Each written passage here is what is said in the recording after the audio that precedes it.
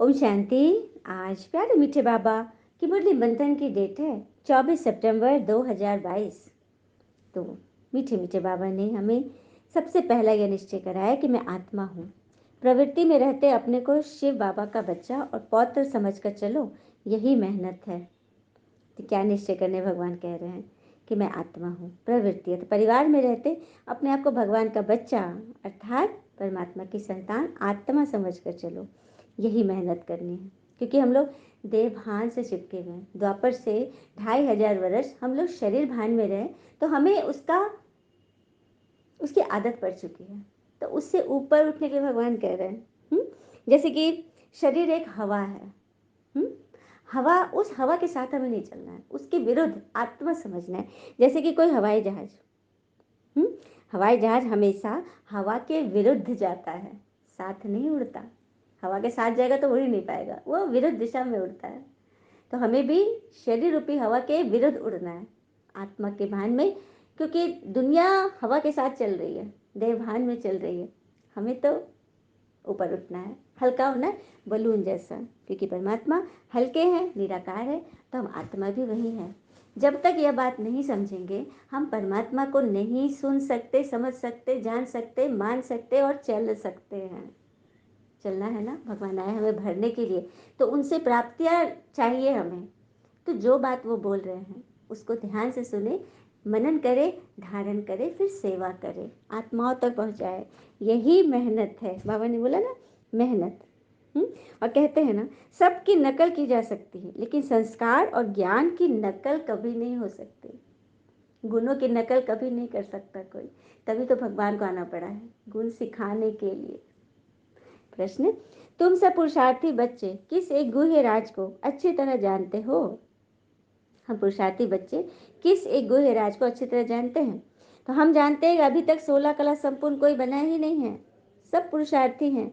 मैं संपूर्ण बन गया हूँ, यह कहने की ताकत किसी में अभी नहीं है। क्योंकि अगर संपूर्ण बन जाए तो यह शरीर ही छूट जाए। शरीर छूटे तो सूक्ष्म वतन में बैठना पड़े, मूल वतन में तो कोई जा नहीं सकता है। क्योंकि जब तक भगवान न आए तब तक आत्माएं कैसे जा सकेगी? यही तो वह गुह्य राज है। आगे बात समझ में? अभी कोई पुरुषार्थी संपूर्ण नहीं बने हैं, सभी अभी ट्रेनिंग पीरियड में है। कोई अगर संपूर्ण अभी बन जाए तो परम धाम तो कोई जा नहीं सकते, क्योंकि जाने का भी लॉ ही नहीं है, भगवान के साथ ही जाना है। तो सूक्ष्म वतन में बीच में लटके रहेंगे अधर में। यही वो गुह्य राज है। गीत है, मुखड़ा देख ले प्राणी दिल दर्पण में, तोरा मन दर्पण कहलाए, तोरा मन दर्पण कहलाए। भले बुरे सारे कर्मों को देखे और दिखाए, तोरा मन दर्पण कहलाए। मन ही देवता मन ही ईश्वर, मन से बड़ा न को। मन उजियारा जब जब फैले, जग उजियारा हो। इस उजड़े दर्पण पर प्राणी धूल न जमने पाए, तोरा मन दर्पण कहलाए, तोरा मन दर्पण कहलाए। ओम शांति। तो समझ में आया? हमारा मन ही वो दर्पण है जिसे हमें देखते रहना है। ओम शांति। भगवान उवाच, शिव भगवान उवाच। बाबा कहते कि अब तो तुम बच्चे समझ गए हो ना, कि मैं निराकार शिव ही भगवान उवाच कहता हूँ। भगवान के वचन बच्चे समझते हैं, निराकार तो शिव बाबा को ही कहा जाता है। किसी मनुष्य मात्र के लिए तो ऐसा नहीं कहेंगे। जो इस ब्रह्मा तन में आकर बैठ हमें समझाते हैं उसे ही परम पिता परमात्मा कहते हैं। पिता को और अपनी आत्मा को तो समझना है। भगवान को समझना है और उसके बच्चे को समझना है। मनुष्य को अपनी आत्मा का पता नहीं है कि आत्मा क्या चीज़ है। अंग्रेजी में कहा भी जाता है सेल्फ रियलाइजेशन। सेल्फ यानी आत्मा। तो आत्मा क्या वस्तु है ये पता ही नहीं। भल कहते तो है कि भ्रिकुटी के बीच चमकता है का जब सितारा, तो सिर्फ कहने मात्र से थोड़ी होता है, आत्मा को फील करना होता है ना। तो यही परमात्मा यही आके ज्ञान दे रहे कि जो अति सूक्ष्म है उसको सूक्ष्मता से समझो, मन के स्तर पे समझो। बाबा ने आत्मा पर भी समझाया है। कई बच्चे अपने को आत्मा समझ बाबा को याद करने में मूंझते हैं। अरे तुम आत्मा हो ना, तुम्हारा पिता है शिव। जैसे आत्मा ऑर्गन्स बिना कुछ कर भी नहीं सकती, वैसे निराकार बाबा को भी तो ऑर्गन्स चाहिए ना।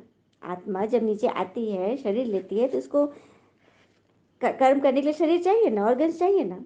तो परमात्मा भी निराकार है, वो भी जब नीचे आएगी तो उनको भी शरीर चाहिए। तो वही बाबा कह रहे कि मैं आकर तुम्हें पढ़ाता हूँ, परंतु मुझ में कैसा विनाशी पाठ नूंधा हुआ है। ज्ञान का पाठ है जो आकर संगम पर ही करते हो। और पुरानी दुनिया की एंड हो तब तो नई दुनिया आएगी। पुरानी दुनिया खंडर खत्म होगा तभी तो नया स्थापन होगा उसी पे। बाबा ही आकर पति दुनिया को पावन बनाते हैं। बाबा ने समझाया है मुख्य धर्म शास्त्र है ही चार। मुख्य धर्म शास्त्र हैं ही चार, जिससे चार धर्मों की स्थापना होती है। सबसे पहला है गीता। गीता से देवी देवता धर्म की स्थापना होती है, सनातन धर्म की। फिर इस्लामी धर्म का शास्त्र, बौद्ध धर्म का शास्त्र और क्रिश्चियन धर्म का शास्त्र। आगे आगे सबकी वृद्धि होती है। यह सब गीता के पुत्र पौत्रे हो गए। मतलब गीता से ही सारा सब कुछ का जन्म हुआ है। तभी तो गाते ना श्रीमद् भगवत गीता, भगवान की गाई हुई गीत जो बाबा ने गाई है। बाबा कहते हैं न मैं मनुष्य हूँ न मैं देवता हूँ, मैं तो ऊँचते ऊँच निराकार परमात्मा हूँ। मैं कल्प कल्प इस साधारण तन में पढ़ाने आता हूँ। तुम जानते हो कि अभी हम बरोबर ब्राह्मण बने हैं, फिर सो देवता बनेंगे। तुम्हारी वृद्धि होती जाती है। हाँ, कोई बीके बनना मासी का घर नहीं है। बाबा बार बार ये लाइन दोहराते हैं, बीके बनना, भगवान का बनना, ब्राह्मण बच्चा बनना कोई मासी का घर नहीं, आसान नहीं जो सारे बन जाए। मासी का घर बहुत आसान होता है, वो प्यारा होता है ना। इसीलिए बाबा बोलते हैं कि कोई आसान चीज नहीं है। अज्ञान काल में भी ऐसे नहीं कहेंगे मैं दादे का पुत्र हूँ, बच्चा हूँ, लेकिन तुम बच्चे कहते हो। मैं भगवान का वारिस हूँ। ब्रह्मा द्वारा मैं तुमको अडॉप्ट करता हूँ, तो ब्रह्मा के बच्चे होने के कारण तुम मेरे पोते हो गए। तुमको वर्षा शिव बाबा से मिलता है। बाकी धर्मशास्त्र उसको कहा जाता है जिससे धर्म स्थापन होता है। धर्मशास्त्र अर्थात धर्म स्थापन करने वाला। ये बाबा कहते हैं मैं राजयोग सिखलाकर पति से पावन बनाने आया हूँ। ऐसे नहीं मुर्दों में श्वास डाल दूंगा। बीमारी है तो जाओ डॉक्टर के पास। सच बात है, तन की बीमारी है तो कोई ना कोई आपने विकर्म किया होगा जो बीमारी आई है, तो डॉक्टर के पास जाओ। लेकिन डॉक्टर के पास जाने के पहले अविनाशी डॉक्टर से बातें करो, अविनाशी डॉक्टर को याद रखो। खाओ पियो कुछ भी करो, अपने आप को पहले शक्तिशाली बनाओ, पॉजिटिव रहो, उसके बाद डॉक्टर के पास जाओ। ठीक है, कभी भी ये नहीं करना है जाके कि डॉक्टर साहब हम तो बहुत कमज़ोर हैं। हाँ, हम देखो मन को तो कोई बीमारी नहीं लगती, तन को बीमारी लगती।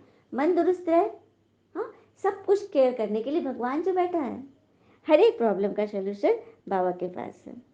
तो फिर घबराना नहीं है। बाबा तो कह दिए डॉक्टर के पास जाओ, मैं तो सिर्फ पढ़ाता हूँ।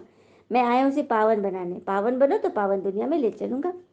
जरूर पति दुनिया का विनाश होगा तब तो पावन दुनिया स्थापन होगी। महाभारत लड़ाई के बाद क्या हुआ, कुछ भी रिजल्ट दिखाते ही नहीं। तुम बच्चों को भी सृष्टि के आदि मध्य अंत का राज पता है। बाबा वंडर खाते हैं। सर्विस करने वाले बच्चों में भी आत्मा परमात्मा का ज्ञान नहीं है तो वो औरों को क्या सुनाएंगे। बाबा उन बच्चों के लिए आश्चर्य खा रहे हैं कि जो मुरली भी पढ़ रहे हैं, सेवा भी कर रहे हैं, लेकिन आत्मा परमात्मा का पूरा सत्य ज्ञान नहीं है, पूरे 100% ज्ञान नहीं है, तो औरों को क्या समझाएंगे। हाँ, मुरली जरूर सुनाते हैं, टीचर्स भी नंबर 1 होती है, इसलिए मुख्य जो ब्राह्मणियाँ है उनको मुकर्रर किया जाता है कि क्लास में चक्कर लगाए, एक एक से पूछे कि आत्मा का रूप क्या है, परमात्मा का रूप क्या है। सुपरवाइज करनी चाहिए। आज बाबा अपने सर्विसेबल ब्राह्मणी बच्चे को एक होमवर्क दे रहे हैं कि तुम्हें बीच बीच में बच्चों से जाके पूछना है, सुपरवाइज करनी है, देखते रहना, राउंडिंग लगानी है कि बच्चे आत्मा का रूप जानते हैं, परमात्मा को पहचानते हैं, कितना जानते हैं, सबसे बात समझना है। क्योंकि आत्मा समझ बाबा को याद नहीं करेंगे तो विकर्म विनाश कैसे होंगे। और अपने आप को इतना बुद्धिमान बनाओ और सामने वाले को बुद्धिमान समझो। कभी सामने वाले को मूर्ख मत समझना। अब जैसे कि एक हंसी की बात है, कोई मूर्ख स्त्री पति को गुलाम बनाकर खुद ही गुलाम की पत्नी बन जाती है। क्या बात है। यदि हम मुख से नहीं बोल पा रहे मेरा पति मूर्ख है, सोच भी रहे हैं, तो मूर्ख की पत्नी क्या बनेगी? मूर्खानी ही बनेगी।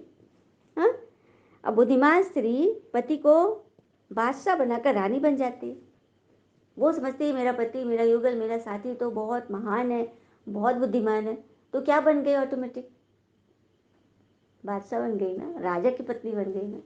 तो यही चीज़ है। तो अपने मन को कभी भी नहीं, कमज़ोर नहीं समझना है कि मैं तो बहुत कमज़ोर हूँ। तो तुम कमज़ोर के, तुम्हारा मालिक कमज़ोर है तो उसका सेवक क्या बना? कमज़ोर ही रहा ना। तो इसीलिए सबसे पहले अपने मन में हर एक के लिए शुभ भावना भरनी है, सभी के लिए अच्छा समझना है, तभी हम अच्छे बनेंगे। तो इन सब की सुपरविज़न करनी है कि सबके अंदर आत्मा समझकर बाबा को याद करने की प्रैक्टिस है कि नहीं। जब तक हम खुद को आत्मा नहीं समझेंगे, सामने वाले को भी आत्मा बिल्कुल नहीं समझेंगे। हाँ, और अपने अंदर कोई विकार होगा, अपने अंदर कोई कमी होगी, तो किस तरह से हम हंसी के पात्र बनेंगे। हाँ, सबसे पहले तो मेरी मेरी आत्मा मुझ पर हंसेगी कि इतने दिन से बाबा इसको पढ़ा रहे हैं, लेकिन ये मुझे सवार ही नहीं पा रहा, मुझे सजा ही नहीं पा रहा है। चलिए सुनते हैं एक कथा। एक दिन गौतम बुद्ध अपने शिष्यों के साथ एकदम शांत बैठे थे। उन्हें इस तरह से बैठे हुए शिष्य लोग बड़े चिंतित हो रहे थे, कहीं वे अस्वस्थ तो नहीं है। एक शिष्य ने उसे पूछ ही लिया कि आपके मौन क्यों बैठे हैं आज? क्या शिष्यों में से कोई गलती हो गई है? इसी बीच एक अन्य शिष्य ने पूछा, क्या वह अस्वस्थ है? पर बुद्ध मौन रहे। तभी कोई दूर खड़ा व्यक्ति जोर से चिल्लाया, आज मुझे सभा में बैठने की अनुमति क्यों नहीं दी गई? बुद्ध ने आंखें खोलकर देखा उसे, फिर ध्यान मग्न हो गए। वह व्यक्ति फिर से चिल्लाया, मुझे प्रवेश की अनुमति क्यों नहीं मिल रही है? वो गुस्से में था। इस बीच एक उदार शिष्य ने उसका पक्ष लेते हुए कहा कि उसे सभा में आने की अनुमति प्रदान की जाए। बुद्ध जेब से बोला कि महाराज इनको आने दिया जाए। बुद्ध ने आंखें खोली और बोले, नहीं, वह अछूत है, उसे आज्ञा नहीं दी जा सकती। यह सुनकर शिष्यों को बड़ा आश्चर्य हुआ कि महात्मा जी तो कभी ऐसा नहीं करते, तो उनके लिए तो कोई अछूत नहीं है, आज ये कैसे बोल रहे हैं? तो बुद्ध देव उनके मन का भाव समझ गए, बोले, हाँ, वह अछूत है। इस पर कई शिष्य बोले, हमारे धर्म में तो जात पात का कोई भेद ही नहीं, फिर वह अछूत कैसे हो गया? तब बुद्ध ने समझाया, आज वह क्रोधित होकर आया है। क्रोध से जीवन की एकाग्रता भंग होती है। क्रोधी व्यक्ति प्रायः मानसिक हिंसा कर बैठता है, इसलिए वह जब तक क्रोध में रहता है तब तक वह अछूत है। इसलिए उसे कुछ समय के लिए एकांत में ही खड़े रहना चाहिए। क्रोधित शिष्य भी बुद्ध देव की बातें सुन रहा था। पश्चाताप की अग्नि में तपकर वह समझ चुका था कि अहिंसा ही महान कर्तव्य व परम धर्म है। वह बुद्ध के चरणों में गिर पड़ा और कभी क्रोध न करने की शपथ ली। तो देखा, अछूत कौन होता है, शूद्र कौन होता है? जिसके अंदर विकार होते हैं। तो आशा यही है कि क्रोध के कारण व्यक्ति अनर्थ कर बैठता है, बाद में उसे पश्चाताप होता है। इसलिए हमें क्रोध नहीं करना चाहिए। असल मायने में क्रोधित व्यक्ति अछूत हो जाता है और उसे अकेला ही छोड़ देना चाहिए।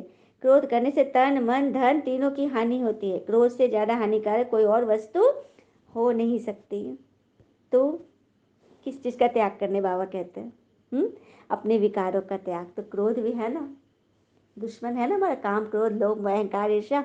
तो इन सबको जब तक पाल के रखेंगे, हम अब ईश्वर की नजर में अछूत ही रहेंगे। तो भगवान हमें दरवाजे पर ही खड़ा करके रखेंगे। तो अंदर घुसना है ना, इन होना है कि नहीं? तो अंदर आना है, भगवान के समीप आना है।